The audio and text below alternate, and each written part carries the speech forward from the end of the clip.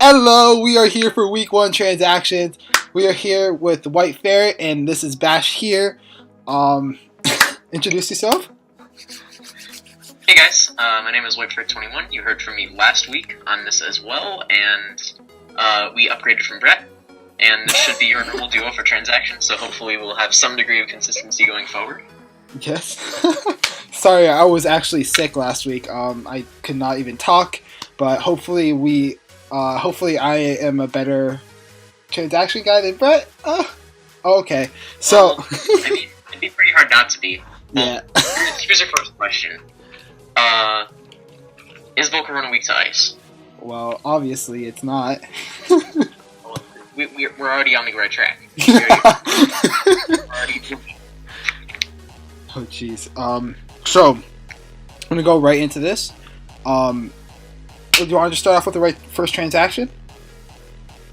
Sure. Alright, so our first transaction that we have is, actually by one of our hosts. It's Bash. He is dropping, 2 water types and adding, still a water type, but yeah, he's dropping, Blastoise and Frogadier, and he's adding, Togetic and Gastrodon.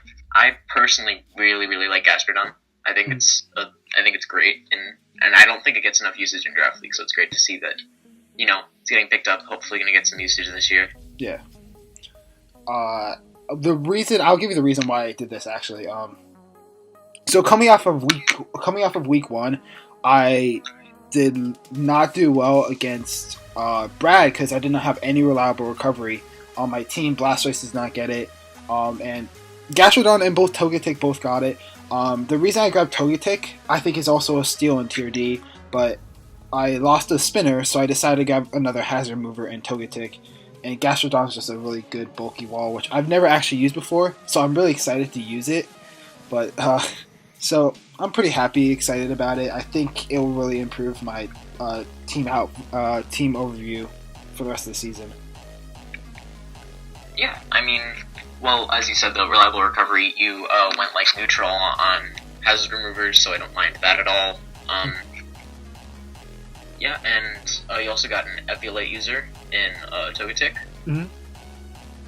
Which, it's gonna be a bulky mon, sit there and do nothing, but, Yeah. It's not gonna die, so. Yeah. And honestly, the only thing I think I missed out on this transaction is the fact that, I don't have T-Spikes anymore, with Frogadier, but I think I could do without them this season. Yeah, I mean, yeah, because, you can, if you really wanted to, make sure you got Toxic off on, walls and stuff like that, you could, bring a Salazzle, right? Yeah. So, I don't know if I minded too much. Yeah. Losing the T-Spikes. Mm-hmm. So, let's go into our next transaction, which is also by the host from last week, Brett, and he actually ends up taking the Blastoise that I actually dropped by dropping Azumarill and Hodgeko for a Blastoise and Thundurus. Fun fact, we have 2 mons that got dropped. Yep. So, I don't know. Brett would... I want to make a used car salesman joke, but he's not salesman, he's buying, so it's I don't know. Well, Brett owns a used car. Here we go, good joke. Oh no. Oh no. So Brett ended up telling me the reason why he did this. It's because Sea King literally got 2 kills against him last week, and he did not have a way to beat a water type, bulky water. So he ended up grabbing Thundurus, and then he ended up grabbing a bulky water that could help against bulky water. So I kind of like the transaction. I think it works a little bit better for him in the long run. Although that leaves him with his only fairy type being Wigglytuff, which is it's very yeah. I don't know. It's not really, well, he does have a crest, so it's not really that big of a deal, because I was going to say he doesn't have, Wigglytuff does not help with against fighting types, his fighting type weakness, but he has a Cresselia, so I think he's going to do alright, I think, with it. Adding a spinner. Cresselia just means that you just no longer have fighting type weaknesses. No, yeah, actually. And then it's so bulky. No, it's too disgusting. to be allowed. Honestly, we just need to auto ban it right now. Ban stall right now. We're just banning stall right now. Ban stall. Ban anything with over 50 base HP. Oh my god. Wait, what would that meta look like? I don't even what's under 50 base HP. I don't. Sorry, tangent. Continue. I think isn't Dustnor base 50? Maybe. I'm not sure, but I will say that adding a rapid spinner to add to his T spikes on spikes from Exogor is really nice. So he can keep the hazards on the field and get rid of his own. So I think that's a pretty good pickup for him. I would just like to point out that in our anti-stall metagame, Alakazam is banned, Blacephalon is banned, but Diancie is allowed. So there is that. Oh no! Oh no! But yes, he also drops Honchkrow, which is sad to see. I'm a big fan of Honchkrow. Yeah. Just because, like, Pursuit Sucker Punches. And then it also Flying is a great offensive typing as well. Plus Moxie too. I think that would have been really cool to use. Yeah, Sucker Punch Moxie is a terrifying combo. Yeah. Sadly, we will not see it. As he actually also decides to, because he dropped Honchkrow, he adds Blastoise as a Z user, which is. What does Z Blastoise do? Does Z Rapid Spin do something cool? I don't think it does. Well, it's not really like he wanted to pick Blastoise as a Z user. It just happened. It just kind of is the incumbent. It's just because he dropped Honchkrow for it. So like, which Honchkrow was the Z user? Automatic transfer. Yeah. Yeah. Which let's look at his team for a second. He could do. I've seen Z Passimian actually. Z Passimian is kind of cool. Yeah. Because you can do stuff like Bugginium Z U-turn to kill psychics. With the Defiant too, that could be really scary. Wait, yes. We allowed Defiant in this league though? I forgot. With Passimian? I'm sure we do. I don't actually know. Because I know it's not released yet, but. I don't actually know. Yeah. Wait, didn't we release it yet? Is that just never getting released? I might be pulling a Brett here, so hold up. I feel like it hasn't been released yet. Let's see what Google says. As of January 2018, it can't, but that is a very long time ago. Wait, no, I'm pretty sure it can't, because in the UCL, Shady Penguin had Passimian, and he drafted it because of Defiant, but it didn't actually have Defiant yet.